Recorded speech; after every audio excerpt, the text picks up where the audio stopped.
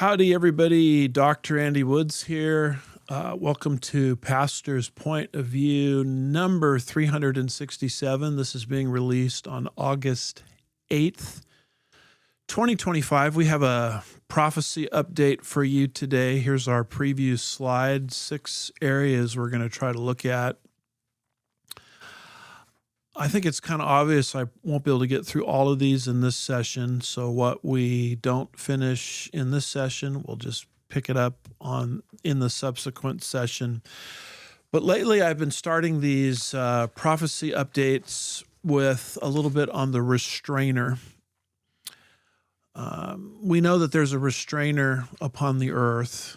We know that the man of lawlessness, although we see the spirit of lawlessness in our world, or the spirit of the Antichrist. We don't see the man of lawlessness yet, or the Antichrist, because there's something restraining him. Believe it or not, as dark as things are morally and spiritually, politically, economically, they could be a lot worse once the restrainer is removed. And we see that teaching in a number of places.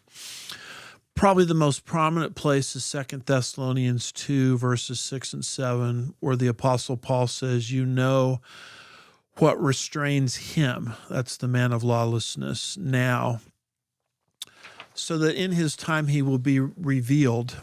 For the mystery of lawlessness is already at work. Only he who now restrains will do so until he is taken out of the way.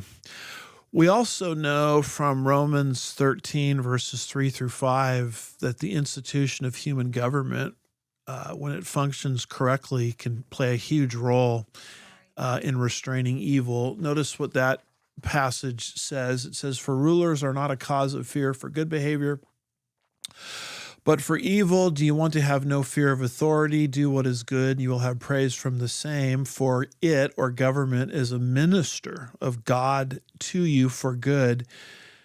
But if you do what is evil, be afraid, for government does not bear the sword for nothing. It is a minister of God, an avenger who brings wrath on the one who practices evil. Close quote. I'm of the persuasion, although I'm not a Kool-Aid drinker, in the sense that I just blindly applaud everything the Trump administration does, as will be clear in this broadcast and perhaps the one that follows it.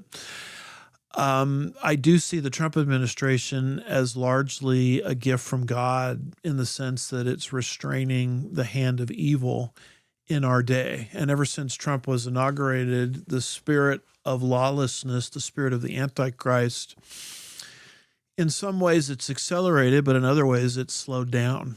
And so I file a lot of this information under the category of the restrainer.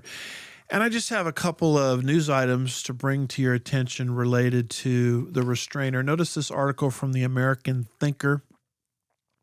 This is dated July the 21st, 2025.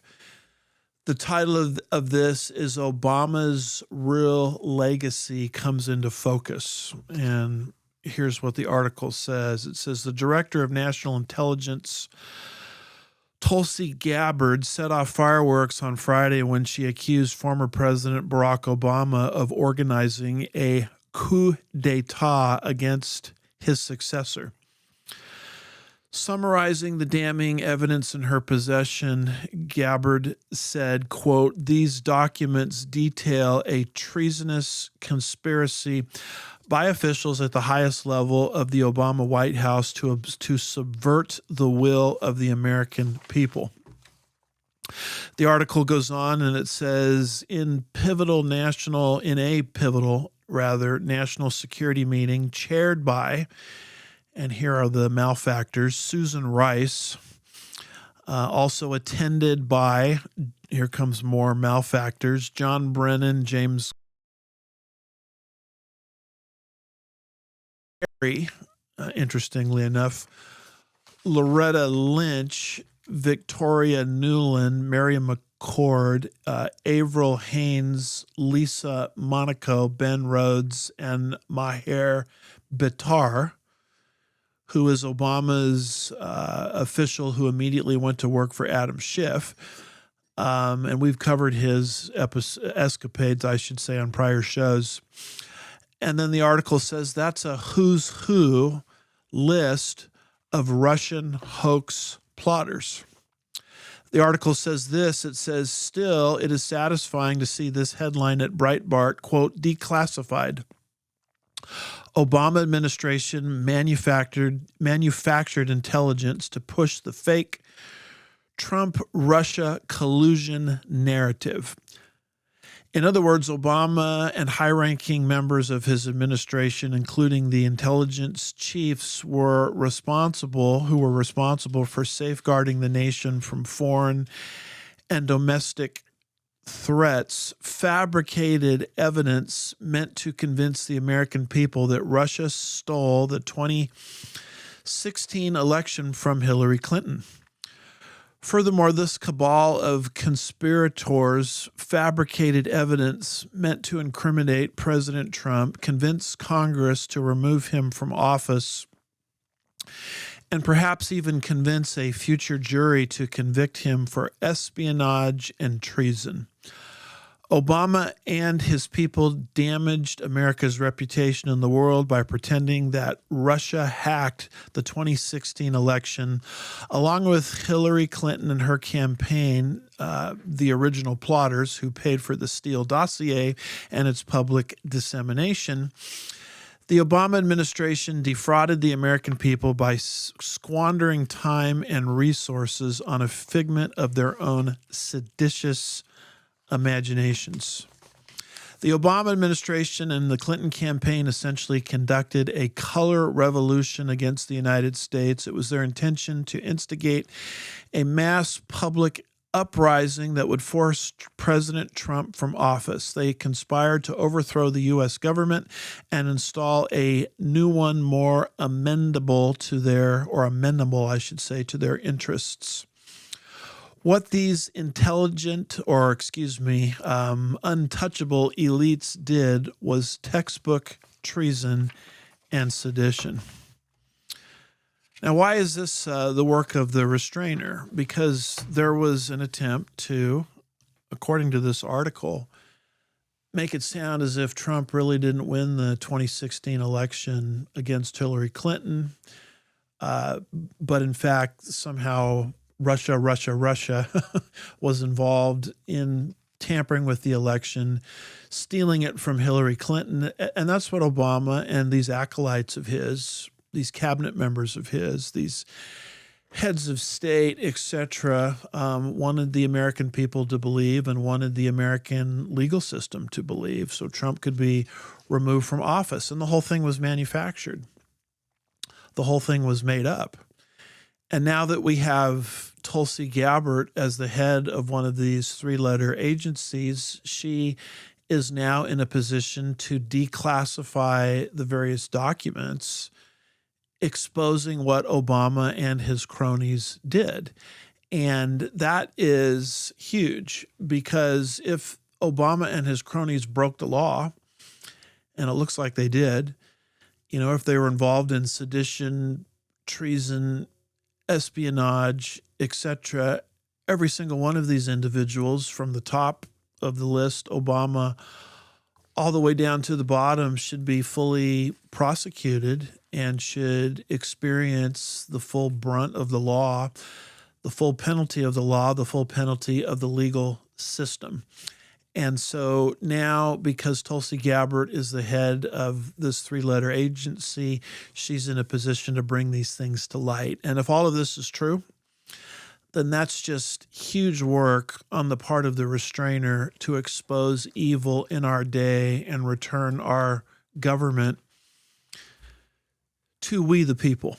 Remember what Abraham Lincoln said in his Gettysburg Address. He said, "A government of the people, by the people, and for the people shall not perish from the earth." Well, with all of these scandals and trying to reverse what happened in 2016, the will of the people, that's an attempt to take the government away from the hands of the people. And now the whole thing is being brought to the surface. The whole thing is being exposed. It's no wonder they didn't want Trump to win, and it's no wonder they didn't want Trump to not only win in 2016, but they didn't want him to win in 2024 either. It's no wonder there was at least two that I know of assassination attempts on his life, because they knew that whoever he appointed to heads of these various three-letter agencies would be disruptors and declassifiers and bring all of these things to the surface. So the fact that light, the searchlight of truth, is now shining in the darkness in this particular area, which was a coup d'etat, according to this American Thinker article, the fact that the searchlight of truth is exposing what transpired is huge in terms of the work of the restrainer, the curtailment of evil in our day. Let me give you another article here relative to the restraint of evil, and this comes from Reuters. This is a July 14th article, updated July the 15th, as you could see, and the title of it is "The United States Supreme Court," sometimes known as SCOTUS, Supreme Court of the United States, clears the way for Trump to gut the education department. Here is a little bit from the article. It says the U.S. Supreme Court on Monday cleared the way for President Donald Trump's administration to resume dismantling the Department of Education, part of his bid to shrink the federal government's role in education in favor of more control by the states.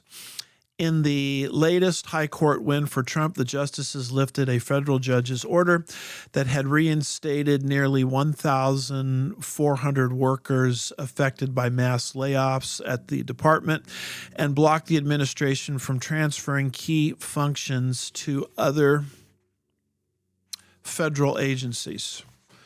So here's Donald Trump coming in and basically saying this Department of Education, by the way, started under Jimmy Carter, has outlived its usefulness. I mean, when that department started, public education in the United States was at the top, towards the top of the list globally, and now it's towards the bottom of the list globally.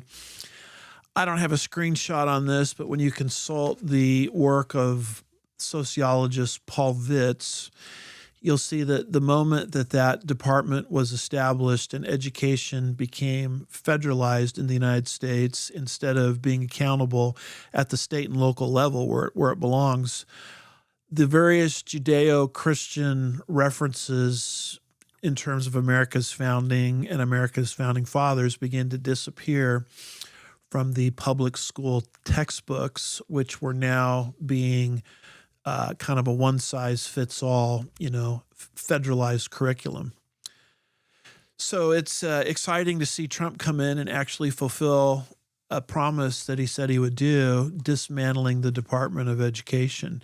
I've seen Republican presidents come and go, whether it's Reagan or Bush or any of the others, and it's interesting how they always promised they would dismantle the Department of Education. None of them actually did anything. It was just left out there as a campaign promise. All talk, no action. And here's President Donald Trump actually making good on what he said he would do. And of course, when the left loses like this, they run to the federal judiciary, and here it goes all the way to the Supreme Court. The Supreme Court says to Donald Trump, go right ahead, do what you promised the American people that you would do in terms of dismantling the Department of Education. To me, this is huge in terms of the restraint of evil in our day. And let me just ask you a basic question, if I could. What is the biggest threat to the United States of America? Is it Russia? Is it China? Is it Iran? Is it the rise of Islam within our borders? Is it illegal immigration? I mean, if you had to pick the number one threat to the United States of America, what would you pick? I'll tell you what I would pick. I would pick the public school system. The public school system, and I'm a product of it, so I know a little bit about it, K through 12. The public school system is not really set up for the kids and to help the children. The public school system is set up for the benefits of those who run the public school system.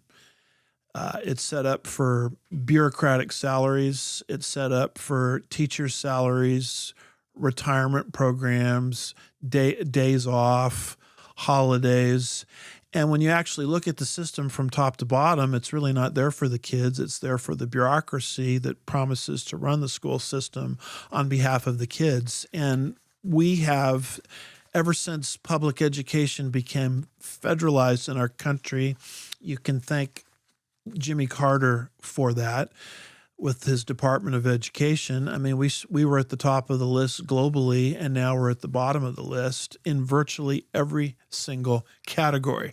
Now, we don't have a screenshot on this, but I just want to read to you the words of T.H. Bell. He was Secretary of Education, actually head of the U.S. Department of Education. And this is something that he wrote based on a report that he conducted on the public school system when he was the Secretary of Education under then Ronald Reagan. He wrote this April 26, 1983, as part of a conclusion of a study that he had and several others conducted entitled A Nation at Risk. The subtitle of this study is The Imperative for Educational Reform, a report to the nation and the Secretary of Education, United States Department of Education by the National Commission on Excellence in Education. Massive report. It's entitled A Nation at Risk. You can find it online, download it, and read it. And notice what T.H. Bell said in kind of a summary paragraph of this entire Nation at Risk study. He said this, quote, direct quote, he said, if an unfriendly foreign power had attempted to impose on America the mediocre educational performance that exists today, we might have well viewed it as an act of war. As it stands, we have allowed this to happen to ourselves. We have, in effect, been committing an act of unthinkable, unilateral, educational disarmament. And then he goes on and exposes the globalist agenda behind this. He says the world is indeed one global village. So what we have done to education in terms of self-imposed mediocrity, he says, a conquering foreign power could not have done better. In fact, if a conquering foreign power had subverted our educational system and turned it into what it is today, we would have looked at it as an act of war. And that was something that he said all the way back in 1983. And it hasn't improved since 1983. It's just since 1983, education has become involved in every politically correct cause you can think of, whether it's critical race theory, demonizing America's founding fathers, whether it's the LGBTQU plus agenda, whether it's Project 10 and homosexuality, whether it's, the evolution revolution being taught at the earliest level with no counter ideas being presented to counter Darwin's very poorly constructed theory, whether it's sex ed, at age 5. I mean, you name the issue, education has continued to deteriorate in our country since 1983. It's just now we've become involved in all of these politically correct causes since 1983. Bell says, you know what, if a foreign government had done this to us, we did it to ourselves by federalizing it and monopolizing it. But if a foreign government had done this to us, we would have considered it an act of war. And here comes Donald Trump dismantling the Department of Education. And the federal judiciary says you can't do that. And the United States Supreme Court says, yes, you can. And so this is major, major, major in terms of the restraint of evil in our day. So I wanted to bring a couple of those things to your attention. Let me move to our second category here, and this has to do with the world against Israel. Although evil is being restrained to some extent in our world, as 2 Thessalonians 2 verses 6 and 7 indicates would happen on the eve of the rapture, the world itself is turning unilaterally against Israel, just like God said the nations would in the end times. Notice Zechariah chapter 12 and verse 3. We use this scripture a lot to show you the global hatred for Jerusalem and Israel that will manifest itself in the last days. These are prophecies that Zechariah had under the inspiration of the Holy Spirit 2,500 years ago. He says, it will come about, not it might come about. It will come about in that day, the end times, that I will make Jerusalem a heavy stone for all the peoples. All who lift it will be severely injured, and all the nations of the earth will be gathered against it. Notice the alls in these prophecies. And then a chapter or two later in Zechariah 14 and verse 2, he again predicts the same thing. For I, that's God, will gather all the nations against Jerusalem to battle. The city will be captured, the houses plundered, the women ravished, and half of the city exiled. And you can keep reading those verses. Fascinating scripture, and we're seeing them come into full bloom in our day. I mean, not only have we seen in our day the nation of Israel miraculously reborn, May the 14th, 1948, but now we're watching the entire world turn against the tiny Jewish state. And of course, the whole name of the game is the two-state solution.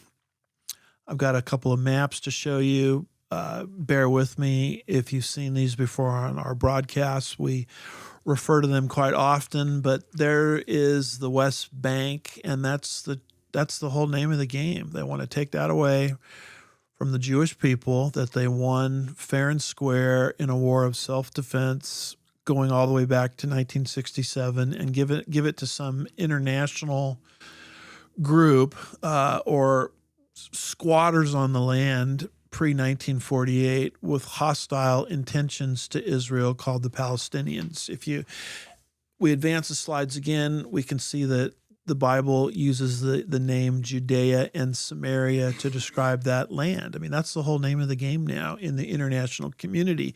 And if you take that away from the Jewish people and the sovereignty of the nation of Israel, it will take Israel's width and reduce it to less than 10 miles, putting the nation of Israel in a militarily defenseless, indefensible position. And so Israel always has to give up land in exchange for the illusory promise of peace. That land has to be given to people who over and over again in their charters, etc., promise that they are going to drive the nation of Israel into the Mediterranean Sea. Here's a bigger map that we like to put up. As I've said many times with this larger map, you'll never see this on any cable outlet or mainstream television outlet, because if people could see that map, they would immediately take the side of Israel. And let's see, my map disappeared. There it is. The green area essentially is Islamic countries. About 21 or 22 of them all have in their charters the ambition to drive the Jews out of their land into the Mediterranean Sea. And that little tiny red dot, it's so little we had to put up an arrow just to show you where it is Israel.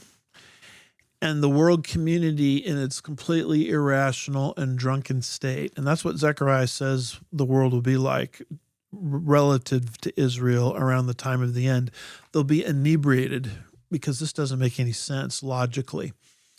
But they say if Israel just gave up a little bit more red and we had a little bit more green there, if you can imagine it, peace would break out in the region. God is very clear that when the nations of the earth are successful in this endeavor, God will be triggered and will bring his judgment to planet Earth. And we see that in a prophecy given by the prophet Joel. In Joel chapter 3, verse 2, God says, I will gather all, there's an all again, all the nations and bring them down to the valley of Jehoshaphat. That's the valley of Armageddon. Then I will enter into judgment with them there on behalf of my people and my inheritance Israel, whom they, that's the nations, have scattered among the nations. And notice this, they have divided up my land. I think it's in Leviticus 25, verse 23, if memory serves. You might want to double check me on that. No screenshot for you on that today. Just look that up in your Bible. I believe it's there that God says the land is mine. And yes, God gave that land in the Abrahamic covenant to the physical descendants of Abraham, Isaac, and Jacob, but ultimately, although God bequeathed it to them, the land is his. And when the nations of the earth start to divide it up, which is what this whole, let's take Judea and Samaria away from the Jews and give it to the so-called Palestinians based on international mandate, when the nations of the earth do that, and they're doing it right now, at least they're putting into motion, as I'll show you in a second, the plan to do this, God will say, that's enough. You've divided my land, and here comes my wrath. And God's wrath will finally be triggered, and the judgments described in the book of Revelation will manifest themselves on planet Earth. So with all of that being said, look at how the world, right now as I speak, wants to divide up the land of Israel. This is largely stage setting or preparatory for the fulfillment of what we see predicted in Joel chapter 3 and verse 2. So notice this particular article. This one comes from gov.uk. This is July 21st, 2025. It says, occupied Palestinian territories. And it's talking here about a joint statement. A joint statement by who? Well, look at the groups mentioned. Foreign ministers of Australia, Belgium, Canada, Cyprus, Denmark, Estonia, Finland, France, Iceland, Ireland, Italy, Greece, Japan, Latvia, Liechtenstein, Lithuania, Luxembourg, Malta, the Netherlands, New Zealand, Norway, Poland, Portugal, Slovakia, Slovenia, Spain, Sweden, Switzerland, and the UK. And what have they all signed on to do? I mean, it's a big group of people. They're not even people, they're nations representing people. What have they signed on to do? The two-state solution. I mean, the whole joint resolution that they've all come together to sign is to divide Israel's land. Just one sentence or two from that article, if I may.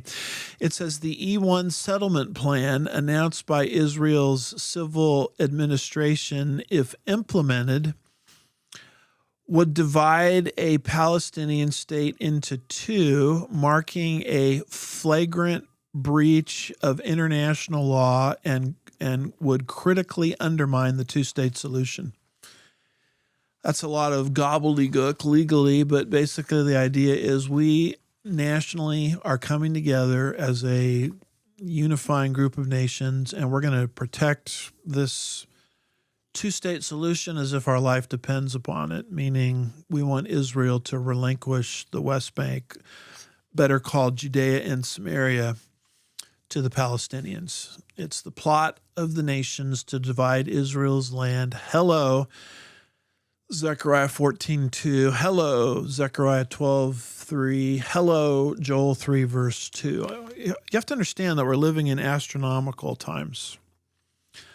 Not only is Israel back in the land in unbelief, just like God said would happen in the end times, but the nations are forming the perfect alliance and coming against Israel to divide Israel's land exactly like God said they would do. I mean, we're literally living in a time period where the prophecies are leaping right off the newspapers into very close to prophetic fulfillment and prophetic realization. Not to be outdone by the global community, but notice the president of France. Here's an article dated July 24th, 2025. It says, President Macron, France will recognize a Palestinian state. France to make a formal declaration at the UN General Assembly in September as Macron calls for ceasefire, humanitarian aid and Palestinian statehood alongside Israel's security. A little bit from the article, it says French President Emmanuel Macron announced on Wednesday that France will officially recognize the state of Palestine, reaffirming what he described as France's historic commitment to a just and lasting peace in the Middle East. Faithful to its historic commitment to a just and lasting peace in the Middle East, I have decided that France will recognize the state of Palestine, Macron declared. I like what Huckabee said. Hey, Macron, if you want a Palestinian state, can we build it in France? That would be a great place for it. Oh, no, they never mean that. What they mean is they want it taken out of Israel's borders and given to terrorists, Hamas, otherwise known as the Palestinians. The article says, finally, the state of Palestine must be built, its visibility or viability ensured, and through its acceptance of demilitarization and full recognition of Israel, it must contribute to the security of all in the Middle East. Macron concluded by asserting there is no alternative. So this is the only way to fix Middle Eastern problems, and the Palestinians are going to get their Palestinian state, and Israel's width will be reduced to less than 10 miles. And why not give the Palestinians their Palestinian state? After all, they have promised that they're going to recognize the existence of Israel from that point forward. Now, if you believe that the so-called Palestinians are going to keep that promise, then I've got some beachfront property to sell you in a landlocked state. The truth of the matter is the Palestinians are lying right to their teeth. They will never keep their promise to acknowledge the modern state of Israel. They will say what they have to say to make their goal of the two-state solution viable, because the two-state solution will lead to the final solution. It will make their goal of eradicating Israel even easier. But they will never follow through on their promise to permanently acknowledge the existence and independence and sovereignty and viability of the Jewish state. Why do I say that? Because of something called Islam. Islam controls that part of the world other than Israel. And in Islam, there's something called taqiyya, where you are allowed to lie as long as you're advancing the purposes of Allah, which in this case is the eradication of the Jewish state and the Jewish people. So they can sign whatever deal they want. It's a lot like Neville Chamberlain, being so happy that the Führer, Adolf Hitler, signed the deal. And before the ink had dried, and just after Neville Chamberlain was running around in the World War II era saying peace in our times, the diabolical Adolf Hitler, had broken the deal. Because, as C.S. Lewis said, he who sups with the devil should have a very long fork. And the fact of the matter is, because of taqiyya and because of Islam, these people have no ambition or intention to keep any deal whatsoever. But the foolishness of the world community is that, well, they're going to keep their promise, so let's push this two-state solution. With that being said, notice this next article here. This one comes from the Times of Israel. This one's dated July 25th, 2025. Notice everyone's following Macron. It says after the French announcement, the British Prime Minister says recognition of the Palestinian state must be part of a wider path.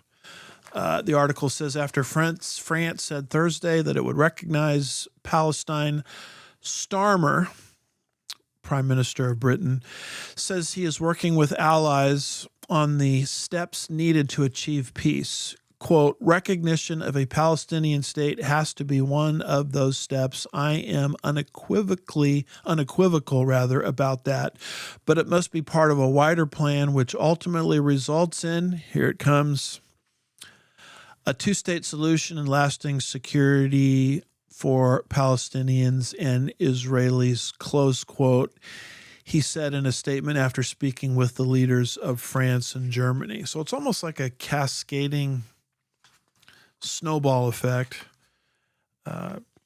Macron says we need a two-state solution. The nations of the earth come together and say we need a two-state solution. And here comes the other nations all falling almost mindlessly in a drunken, inebriated state in line, all demanding this two-state solution. And that is big as far as Bible prophecy is concerned.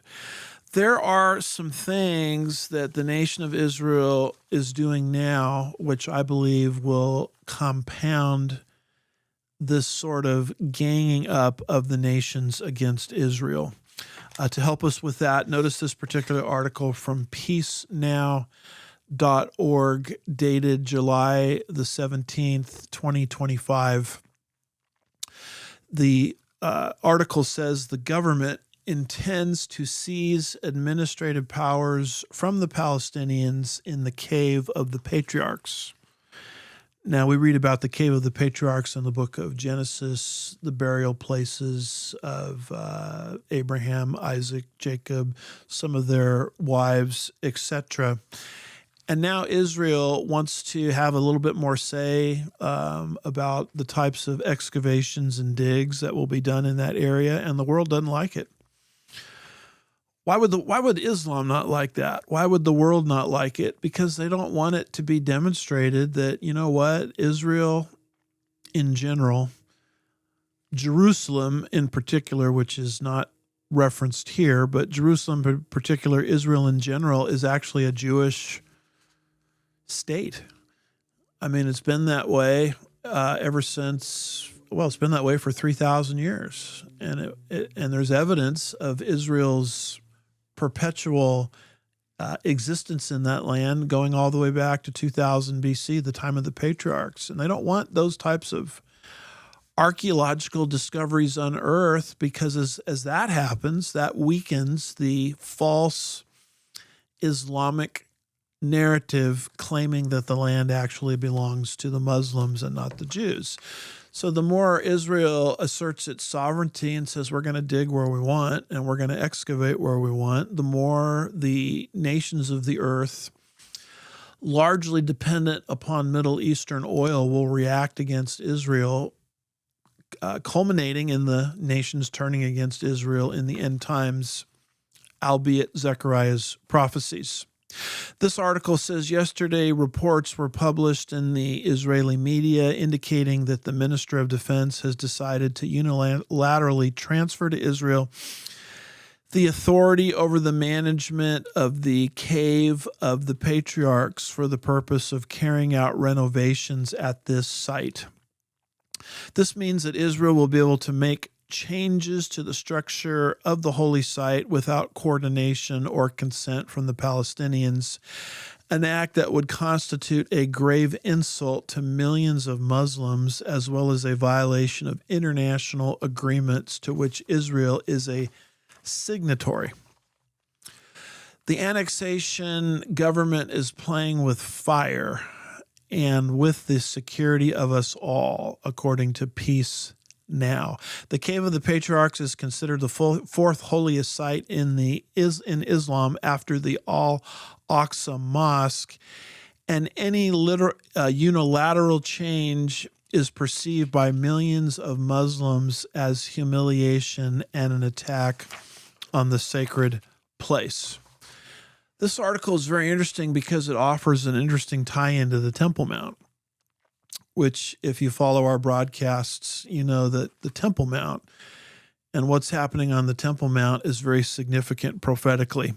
The article says, in recent years, the government and police have allowed extremist Temple Mount activists and their representatives in government to alter the status quo on the Temple Mount and provoke repeated confrontations, which were among the key factors that led to the Hamas attack October the 7th, 2023.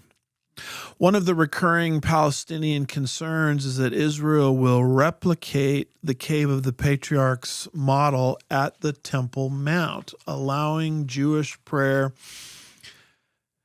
physically dividing the compound or dividing it by time. Israeli construction at the Cave of the Patriarchs could awaken deep fears that Israel intends to implement messianic plans to build a synagogue or even a temple on the Temple Mount. Close quote. Hey, Israel, don't monkey around with the Cave of the Patriarchs because we're afraid that what you do there is going to be a template for what you're going to do on the Temple Mount. And don't you know those are Islamic sites? And don't you know that the more you tamper and monkey around with things there, the more you're making it obvious that Israel and Jerusalem are Jewish cities, Jewish nation and Jewish city, I should say, going back 3,000 years, and the more you're weakening the false Islamic narrative. And so here come the nations in coalition against Israel to confront Israel. So my point is there are things moving in Israel right now relative to moves they're making related to their own sovereignty, which is further aggravating the nations of the earth, forming a global coalition against Israel, which, as we said before, is highly prophetically significant. Boy, the world is coming against Israel just like God said they would in the end times. And Israel, as a result, has to put up with perpetual lies. Here is one such lie. This one comes from the GellerReport.com. Here, Pamela Geller is quoting Robert Spencer. This article was written July the 7th, 2025, and it's called The Gaza Starvation Lie. I mean, don't you know that Israel has been starving the inhabitants of Gaza as they've been trying to root Hamas out of Gaza? That's what most of the world believes, and the whole thing is just it's slander, it's libel. I mean, it's the equivalent in terms of dishonesty of the Middle Ages, Dark Ages blood libel against the Jews. And here's what the article says. Ryan Grimm, a journalist, and Robert Spencer has journalist there in quotes because this guy is not a journalist. He's an activist, an anti-Israel activist masquerading as a journalist. Ryan Grimm, a journalist for the pro-Hamas propaganda site Drop Site News, claimed Friday that the Israeli government planned very specifically to cut off food to Gaza, and then when reopening it, to control it militarily and have 4 aid sites for 2 million people. This was a well-thought-out plan agreed at the highest levels. To that, an ex-user replied, quote, "Laugh out loud, Ryan is lying to you. The aid is in Gaza, awaiting for the United Nations to pick it up. They won't do it," close quote. That was indeed the case, as AIPAC noted, quote, "The food, medicine, and aid are in Gaza. The United Nations won't distribute it. Hundreds of truckloads are sitting there. The trucks are loaded. Demand they deliver." And the article goes on and documents how this piece of journalism is not a piece of journalism. It's propaganda, because those that are calling themselves journalists are not functioning as journalists. They're functioning as anti-Israel activists, where they will deliberately distort things as long as it maintains whatever narrative it is they're trying to push. There isn't a more humanitarian government in terms of fighting war than the nation of Israel. I mean, the nation of Israel actually drops leaflets to tell civilians to get out of the way when they're trying to take out Hamas in Gaza and other places. The nation of Israel has been sending aid into Gaza. And if you want to blame somebody for starving the inhabitants of Gaza, don't blame that on the nation of Israel. What you need to blame that on is on the United Nations that won't distribute the aid. Just to show you the depth of propaganda, this particular article says a photo of an allegedly starving Palestinian child in his mother's arms was widely distributed. The only problem is that the mom was at least 50 pounds overweight. Why didn't she share any of her food with her poor, starving son? There were so many such photos that Dr. Eli David spelled out the stark choices they represented. In all reports about the starvation in Gaza, they talk about hungry children, but the adults look well-fed and or even overweight. There are only two explanations. Number one, adults in Gaza eat all the food and starve their children. Or number two, this starvation story is another Hamas lie. The UK's Daily Express published a lurid cover photo of what purportedly is a starving Gazan child, but many people pointed out that the child was actually suffering from a congenital disease.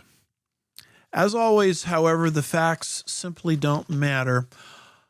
All that matters, or the only thing that will really matter, is furthering the leftist agenda so as to move the world a step closer to accepting Israel's destruction. That was the real goal behind all these crocodile tears, hand-wringing hysteria over a population that was not actually starving. I mean, Israel in the world media puts up with this type of slander, libel, defamation routinely. And just to show you how the world is turning against Israel even more, notice this particular article from the National Review. This one dated June the 18th, 2025, and the title of it is Inside Harvard's Indoctrination Factory.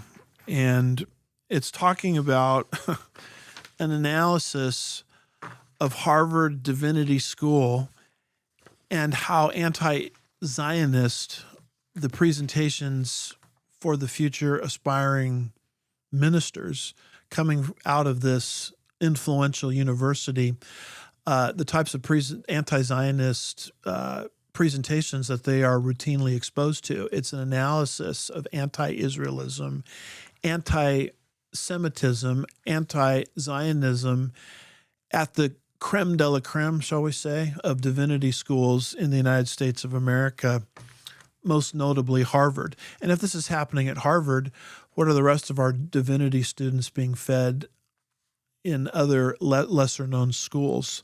Just a little bit from the article. It says, in its most thorough review of a single academic program, the report hones in on Harvard's Divinity School's program on religion and public life. According to the report, this program, abbreviated RPL, was plagued by one-sidedness and the promotion of a specific political ideology under the guise of academic inquiry. Let me just add something here. These are not scholars that are pushing this anti-Zionism, anti-Israelism at Harvard. They are activists masquerading as scholars, just like the journalists that we covered a few moments ago. More specifically, RPL is said to have embraced a pedagogy of de-Zionization. RPL's efforts to induce all students, Jewish students very much included, to reject Zionism, often involved in the promotion of an alternative, highly revisionistic and politicized Jewish religious perspective. According to the view promoted by RPL, says the report that did an analysis of this divinity school. According to this report, Jews are guilty of two great sins in the Middle East: the establishment of the State of Israel and the consequent calamity this represented for Palestinians. In the United States, Jewish participation is seen as that of white supremacy. From RPL's perspective, says the report, Jews can only atone for these sins by dedicating themselves to pro-Palestinian activism. This is a lengthy article that goes on and on and on and on, documenting the one-sided theological education that's happening at Harvard's Divinity School, portraying Israel the same way critical race theory portrays the United States of America. America, of course, is the oppressor, according to critical race theory. America, of course, is responsible for all of the problems in the world. Well, they say that's exactly what Israel is like. She's a colonial occupying power that illegitimately stole the land from the so-called Palestinians in 1948. And the only way Jews can atone for their sins is to dedicate the rest of their lives, I guess, as ministers to, pro-Palestinian, anti-Zionist political causes and activities. And so this is why you have people like the late Jeremiah Wright, who I call Jeremiah Wrong, who was so wrapped up not just in critical race theory, but he was wrapped up in all of this sort of, from the pulpit, anti-Israel, anti-Jewish propaganda. He was bitten by this kind of bug that I suppose is now very popular at some of the most elite divinity schools in the United States. The article goes on, by the way, and talks about how this program at Harvard Divinity School was funded by none other than, drum roll please, George Soros. So if you want to figure out where people are and where programs are ideologically, then the best way to do it is just to follow the money. But this is the kind of thing that the nation of Israel is putting up with routinely. On this subject of Israel, the world turning against Israel, let me just wrap up this subsection by giving you this quote here. This was posted on X by Dumisani Washington. You can find this on his X feed. I don't really know an awful lot about this individual other than he's just another kind of anti-Israel activist. But I have to tell you that this particular quote that he posted from him just jumped right off the page at me in terms of a prophecy update in the world turning against Israel. And as you read it, you'll see why I found this so interesting. It says, the days of Israel advocacy in the United States will soon come to an end. Once the jihadist attacks on the homeland begin en masse, much of the nation will blame the Jews. The people have already been primed to do so. Priority concerns for American Jews and their Christian allies, which, by the way, is us folks, will be security and economy and livelihood. Some areas of the country will not even be safe for them, I should say. Other areas of the country will not be safe. So apparently he's predicting some kind of attack coming in the United States, which is designed to turn sentiment, even amongst Christians, away from Zionism, away from the nation of Israel. And I'm not sure exactly what he's referring to or what is being planned, but I know this much. Prophetically speaking, God says all the nations will turn against Israel in the end times. I would maintain that we're seeing that the stage being set for that with all of these things that I've been showing you. Let's move to our third, and it looks like our final category for today, and it has to do with the Eurocentric New World Order.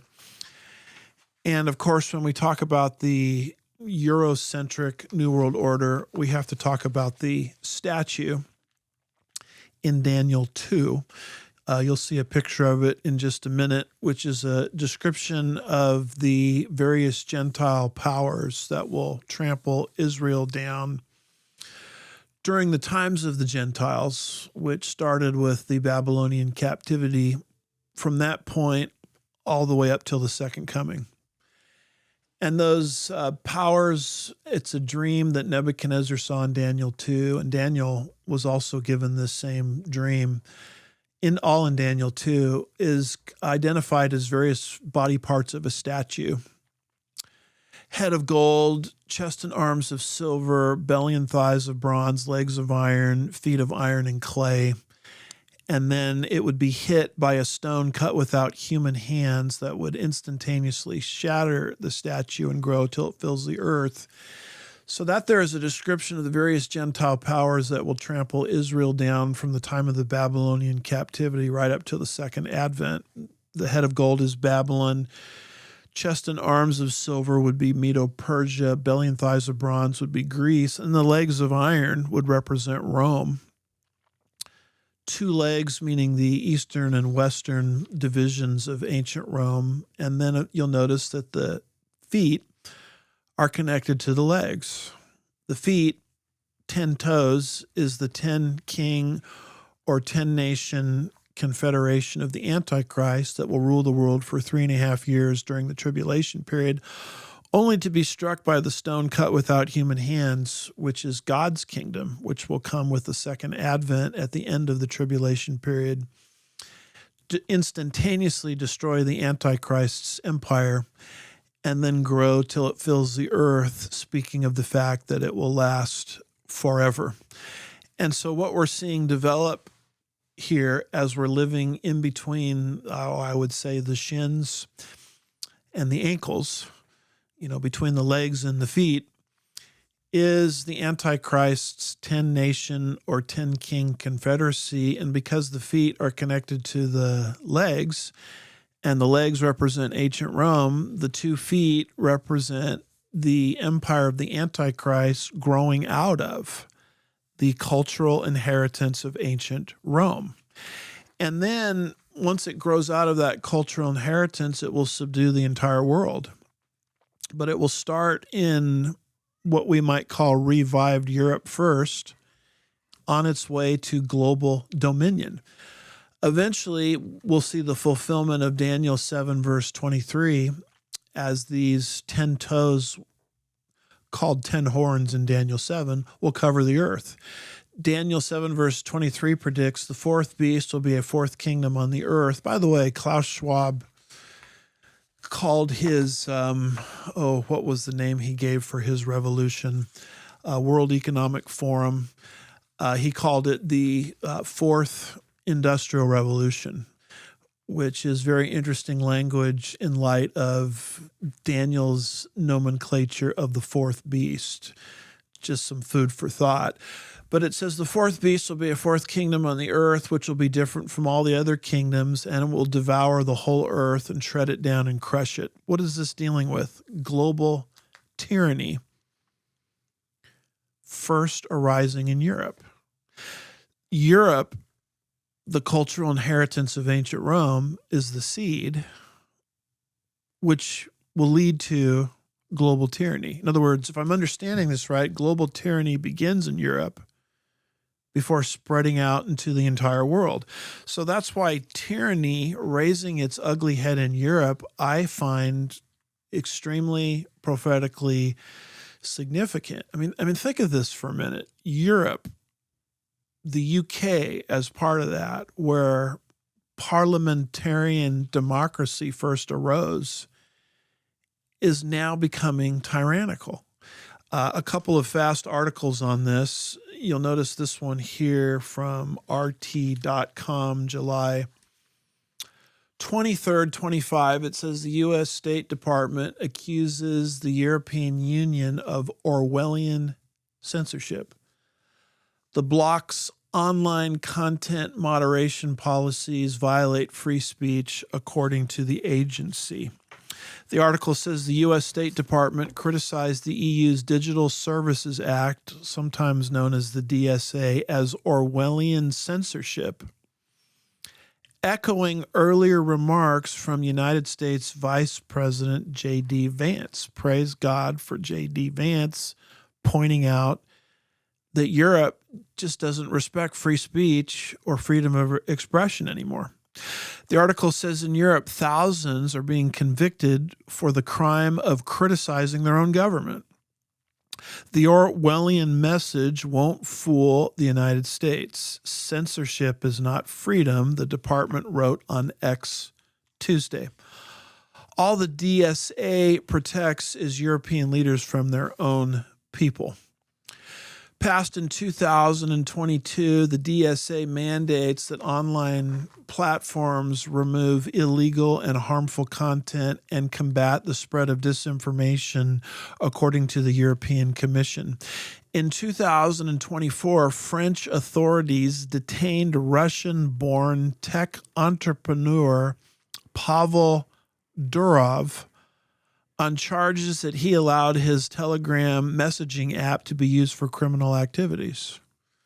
I mean, that's like arresting the guy that invented the telephone because someone used the telephone for criminal purposes.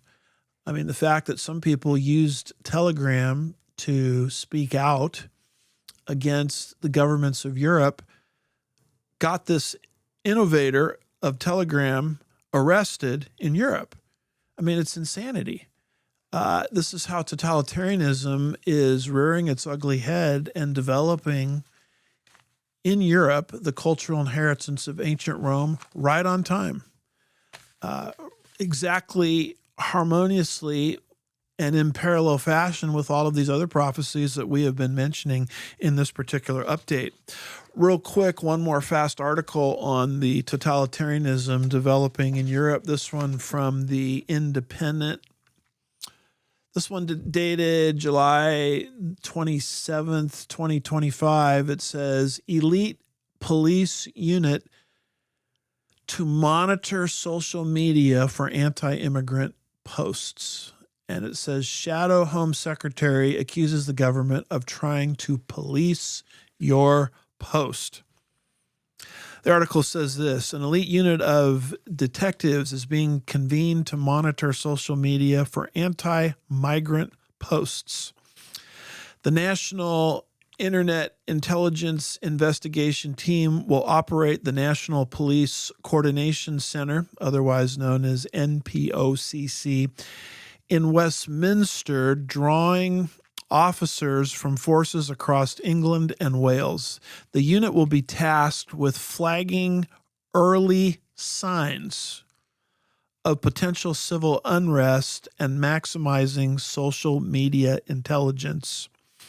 After last year's riots exposed gaps in police planning, Home Office ministers say that it will give local commanders national support to spot and respond to online threats. Notice this language here, flagging early signs. I don't know if you ever saw the Tom Cruise movie Minority Report, where people based on technology were jailed by what they would do, not what they did.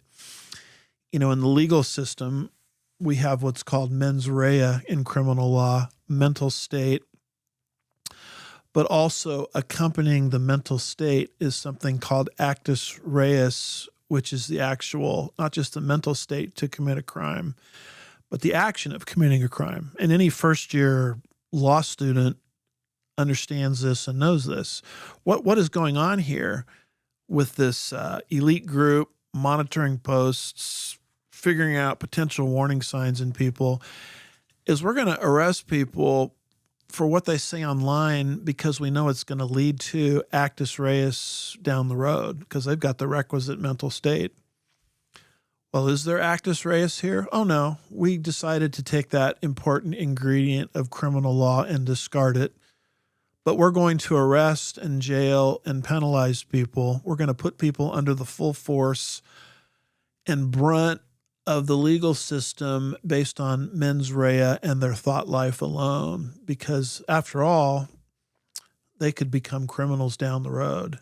I mean, it's interesting to me how Hollywood, a long time ago in that Tom Cruise movie, telegraphed the direction that the world would go in the last days. Sometimes watching movies is a pretty good barometer of things that will come in the future. And all of this lines up with the surveillance state of the last days as spoken of in Daniel chapter 7, verse 23.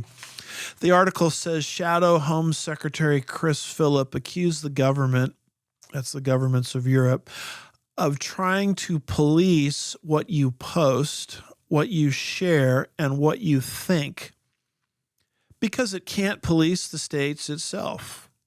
Labor have stopped pretending to fix Britain and started trying to moot it, he added, accusing ministers of favoring surveillance over frontline policing.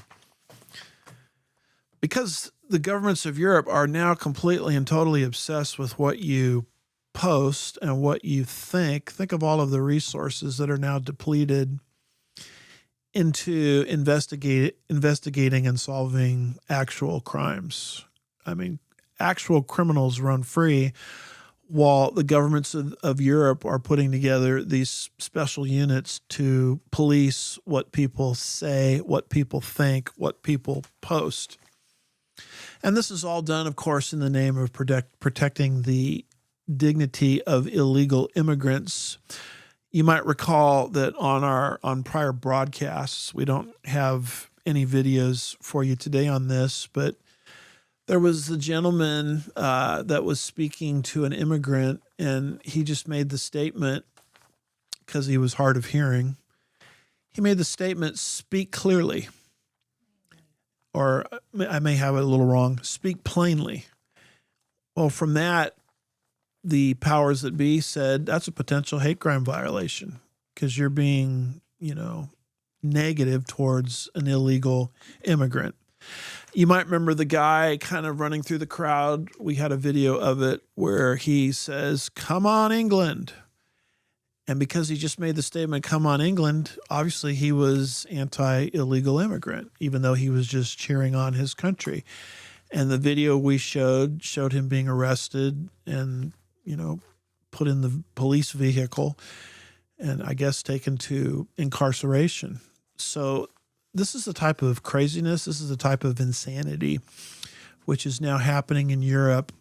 As J.D. Vance properly noted, there's no semblance of free speech, freedom of expression in many of these European countries. And I'm here to tell you that I think that is prophetically significant, because Bible prophecy is clear that totalitarianism will rise out of the ugly seed of the cultural inheritance of ancient Rome and spread throughout the earth. That's the significance of the feet of 10 toes, the empire of the Antichrist growing out of the 2 legs of iron, representing the eastern and western divisions of ancient Rome. Well, that's all I've got for today here on Pastor's Point of View. We've covered the Restrainer, covered the world against Israel, covered the burgeoning Eurocentric New World Order. We've got 3 more things on the list to cover, and we'll do those with you in our next installment together. God bless you. Thank you for watching.